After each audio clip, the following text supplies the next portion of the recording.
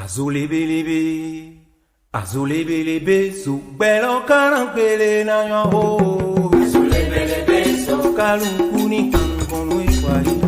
Azulebelebe, apama komele makano siae. Azulebelebe, so berento vidi. Je peux vous dire que nous avons une liste électorale informatisée provisoire, fiable, soutenable et consolidable pour être la liste définitive qui servira de base aux élections législatives du 8 janvier 2023.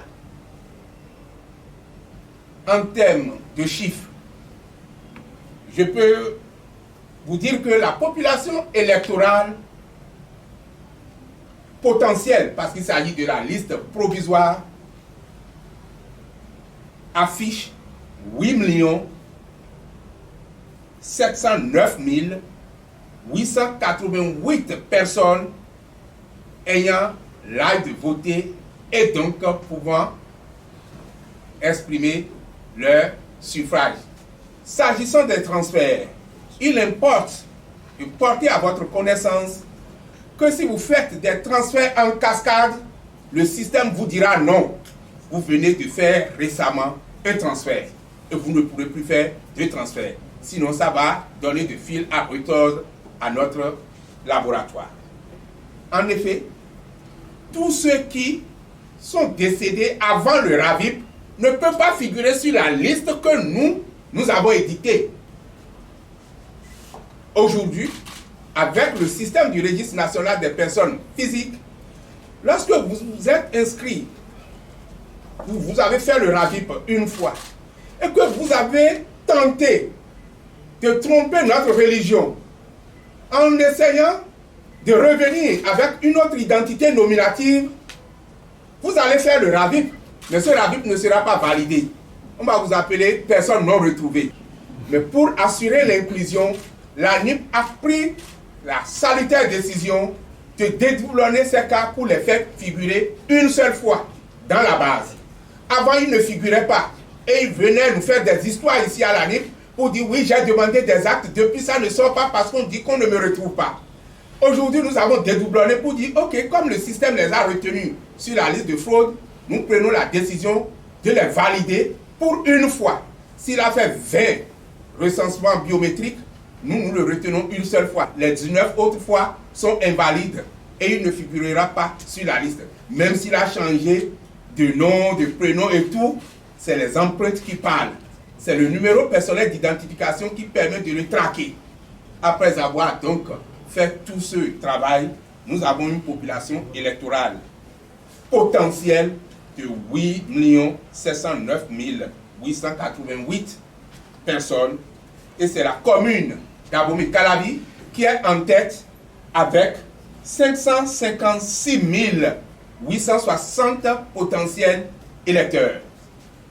Quand nous aurons traité les cas de réclamation et géré les demandes de transfert, ces chiffres peuvent connaître des modifications pour faciliter la tâche à nos compatriotes.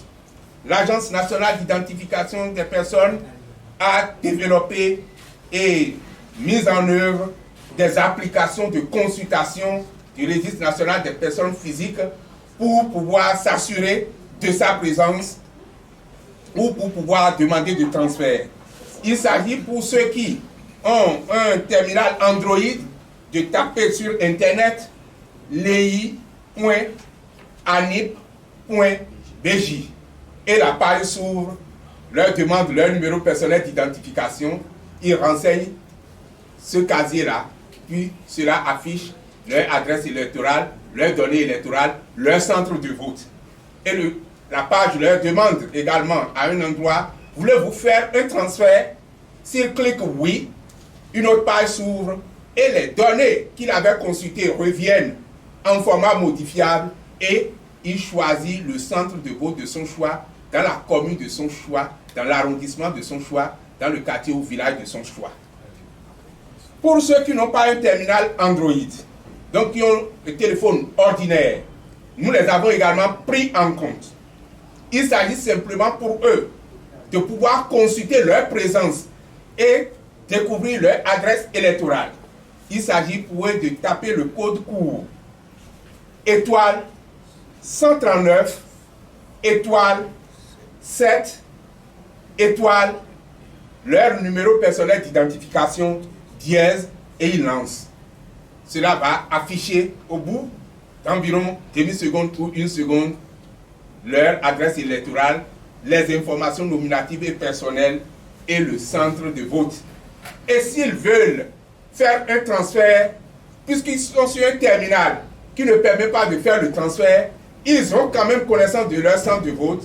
Ils peuvent se rendre dans leur arrondissement ou dans un arrondissement pour dire « J'ai vu mon centre de vote, mais je vais faire un transfert. » 6 709 888 comme population électorale potentielle.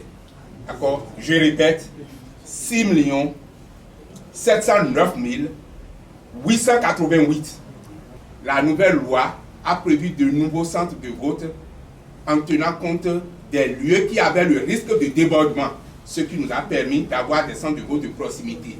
L'inscription sur le registre national est là comme un mécanisme permanent pour tous ceux qui n'ont pas pu faire le RAVIP jusque-là. Ça veut dire que nous avons encore la possibilité d'écouter des réclamations, de prendre en compte des gens qui véritablement ne figurent pas à la date d'aujourd'hui au registre national des personnes physiques.